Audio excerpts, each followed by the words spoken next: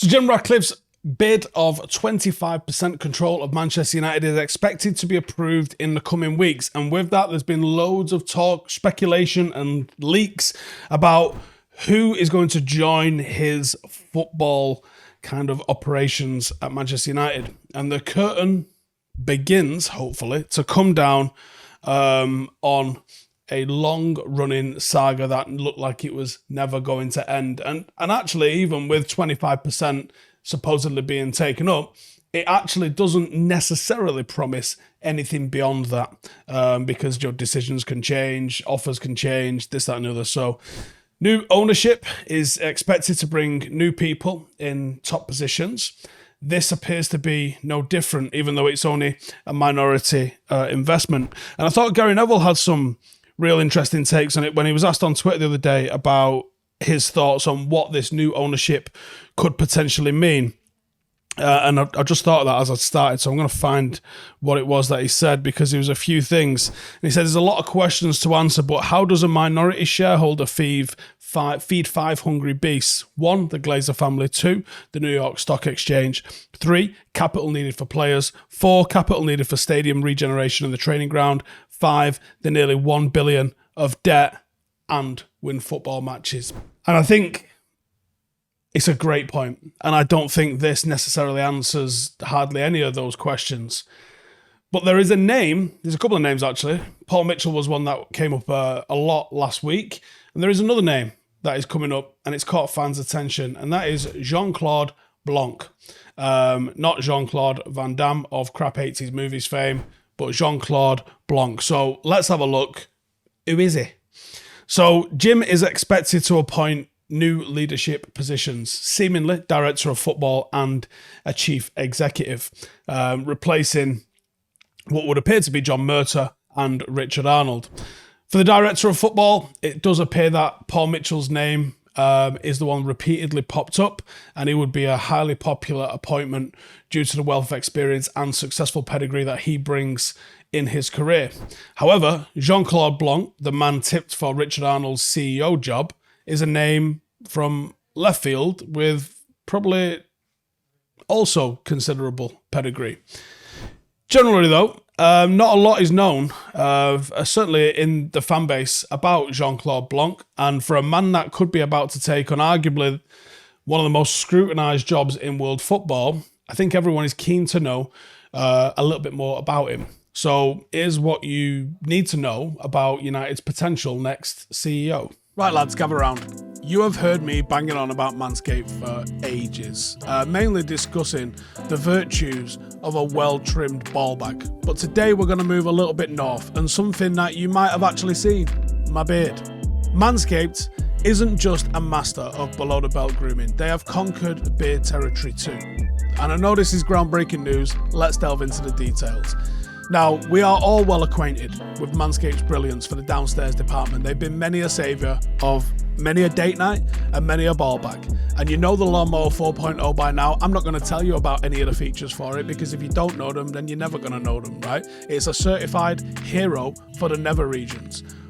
But they're here for the beards now as well, and they've got the beard hedger. It is a cordless miracle worker that is both tough and gentle. It takes down facial forests in a single stroke. It's got 20 different lengths of settings. It gives you the power to totally customize your beard without cluttering up the bathroom and having a million different attachments. Now, they've also got another member of the band, and it's the Handyman. That is a dual-sided foil razor that has got your back, whether it's your face, whether you're going clean shaven or just tidying up a little bit around the neck. It is the epitome of comfort in the shaving world, and it's got a seamless and nick-free experience. So listen, if you want to give your beard the VIP treatment that it absolutely deserves, get over to manscaped.com, use the special code Howson20. You're going to get 20% off and free shipping. And while you're grooming the jewels, let's not neglect the crown. With Manscaped, who said beauty had to be a pain? Let's keep it neat and tidy, top to bottom.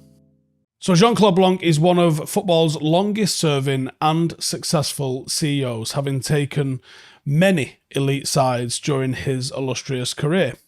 He joined Juventus and was tasked with 3 things to help Juventus regain their former glory. He was asked to rebuild their team and technical staff. He was asked to improve the financial health of the club and asked to supervise the new stadium project. You could copy and paste that a lot across a lot of clubs, including Manchester United. But the effect on Juventus was instant.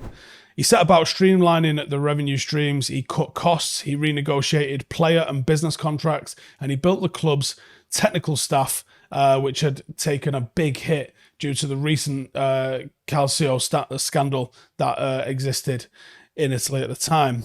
And in a very short space of time, Juventus balanced their figures, performed brilliantly in the transfer market.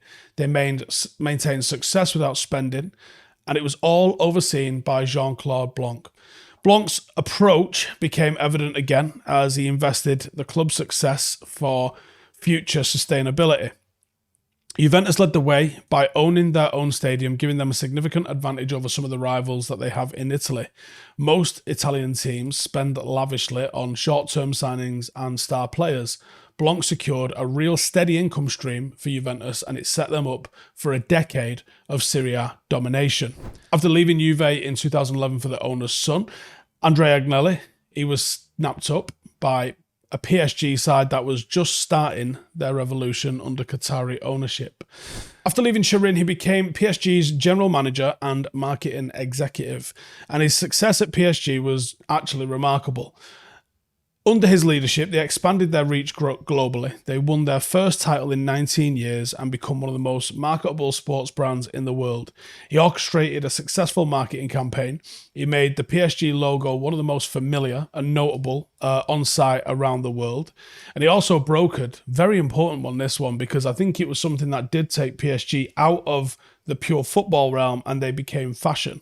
He brokered the Jordan deal for them. And he spearheaded the collaborations that you've seen with Dior, with Bape, with Hublot, and with Edifice, which showcases that marketing ability and foresight that he's got. And he has an existing relationship with Jim Ratcliffe. Jim Ratcliffe was looking for someone to spearhead his increasingly ambitious sporting project under Ineos back in earlier this year. And he was aware that he needed a leader for all of these expanding sporting ventures, Ineos being involved in multiple different sports all at once. Obviously, there's various footballing clubs, a cycling team, an F1 team, and more. Despite Sir Dave Brailsford heading the sports division, Ineos recruited Jean-Claude Blanc from PSG due to those credentials that he'd built up at PSG and at Juventus, and he joined Ineos' sports division back in February of 23. Some speculate that Jim was preparing for a successful bid for United and began assembling his team in advance. And I think there might be some merit to that, especially with how long on the table these bids have been. Ratcliffe expressed his ambitious goals for all of the sports team, particularly football, and he mentioned Blanc's innovative approach would probably benefit all of the teams. After appointing Jean-Claude Blanc, Ratcliffe said, "We have high ambitions for all our sports team, with a particular ambition to raise our standards in football, and Jean-Claude will bring an entrepreneurial and innovative flair to our teams. With the potential of Paul Mitchell overseeing football operations and Jean-Claude managing financial sporting operations, I got to admit, I'm not blown away by the idea of Jim coming in for 25%, keeping the Glazers around. But when you look at the pedigree of those two figures that he's bringing in, I do get a little bit excited." Now, what would his role be at Manchester United if he joined? Now, with the PSG connections, it seems like he's played a key role in Sir Jim Ratcliffe's purchase bid or stake.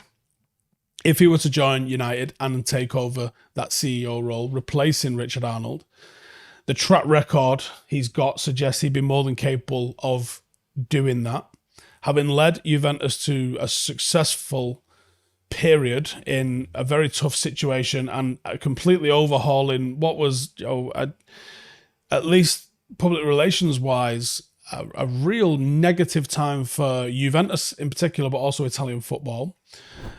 He's got a wide-ranging combination of skills that do make him an exciting prospect at United, where the footballing cash and prestige is an unfathomable upgrade on Richard Arnold. Applying those experiences at United, I mean, the Jordan Brand deal alone could be something that United take to the stratosphere. You know, United, I've lagged a little bit on those sorts of fronts. What PSG did, United could have done, and United could even take to a next level. I think he would, looking what he did at Juventus, I think he would work to reduce the debt. I think he would work to upgrade the facilities. I think he would manage wages more efficiently. And the brand with United, the commercial potential of us versus what he's worked with previously at Juventus and Paris, I think he could do an absolute madness. I think he's a very astute choice for a CEO. And this is an impressive roster being sorted out by Jim Ratcliffe. Like I said, my initial gut instinct to the Jim Ratcliffe news was, I don't really like the idea of more debt. I don't really like the idea of him coming in where all he's doing is sitting alongside the Glazers. The idea of him being over football operations, yes, that's a nice change from the Glazers, but what is he going to do with that? If he appoints Jean-Claude Blanc and Paul Mitchell, well, I think that's a massive upgrade on anything we've seen in the Glazer tenure. Let me know your thoughts below. See you in the next one.